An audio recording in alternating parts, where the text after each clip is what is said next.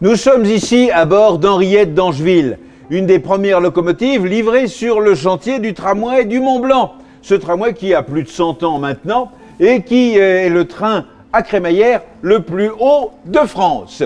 L'objectif était de relier le sommet du Mont-Blanc. Bon, malheureusement, la guerre de 14-18 a empêché le projet d'aboutir et il s'arrête désormais au Nid d'Aigle.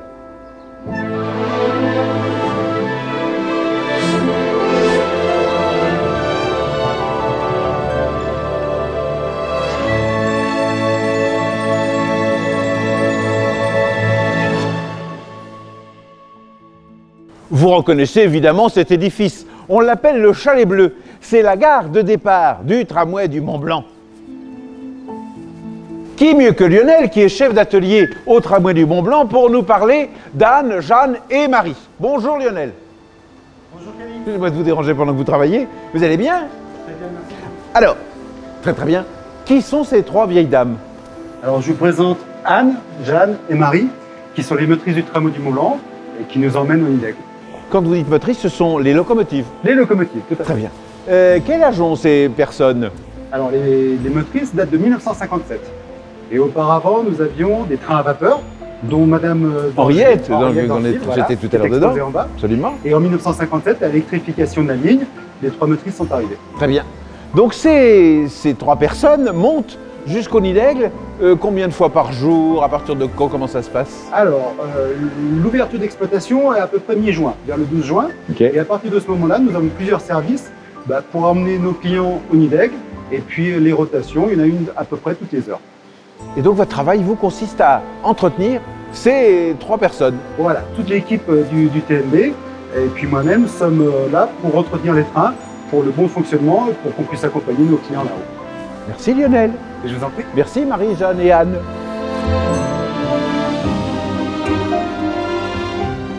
Décidément, ce territoire est une terre de contraste. Nous sommes ici loin des chapelles baroques.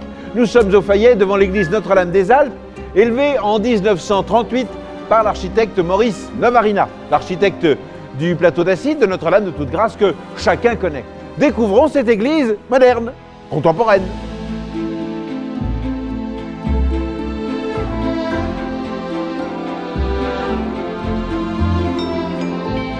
Il ne vous aura pas échappé que cette église a la forme d'un chalet. C'est volontaire, on y retrouve même, symbolisant la borne, cette cheminée traditionnelle des chalets savoyards, le clocher. Autour de nous, des vitraux très colorés, et puis derrière nous, cette pièce maîtresse qui est la fresque réalisée par le peintre suisse Paul Meunier, qui représente la Vierge au rocher, entourée des saints savoyards. De chaque côté de l'autel, nous retrouvons du jaspe typique du Fayet, ce même jaspe qui a servi à la réalisation des colonnes de l'Opéra de Paris.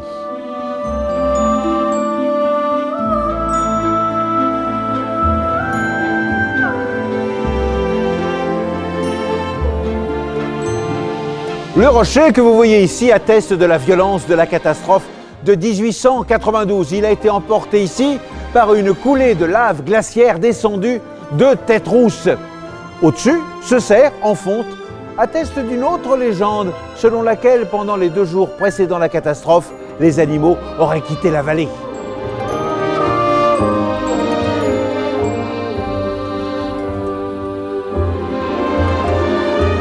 Le bâtiment que vous voyez derrière moi est le seul vestige ayant survécu à ce sinistre 12 juillet 1892, qui a quand même vu la disparition de 200 personnes et la modification du cours du torrent qui se trouve ici. Alors, je vous rassure, depuis, le glacier est sous observation permanente, il n'y a plus aucun risque. Après 1892, les bains sont transférés à l'entrée du parc thermal, puis petit à petit, étape par étape, ramenés à leur emplacement d'origine dans les années 1930. En 1992, on élève le bâtiment que vous voyez derrière moi, restauré en 2017. Il accueille les curistes pour les soins des voies respiratoires et les soins dermatologiques. C'est ici que sont élaborés les produits dermocosmétiques de la marque Saint-Gervais-Mont-Blanc. L'eau qui coule dans le torrent met, dit-on, plusieurs milliers d'années à descendre depuis le sommet du Mont-Blanc. En 1806, le notaire Gontard s'avise qu'il possède au Fayet un terrain qui recèle une source aux vertus bienfaisantes. Ni une ni deux, il ouvre un établissement thermal qui connaît un succès tellement retentissant qu'il y accole rapidement un établissement hôtelier. Là encore, le succès est au rendez-vous. S'y pressent les têtes couronnées européennes, on y voit l'impératrice Joséphine, l'impératrice Marie-Louise, divers ministres des tsars et des rois d'Europe. C'est le début de la vocation thermale de Saint-Gervais, les bains.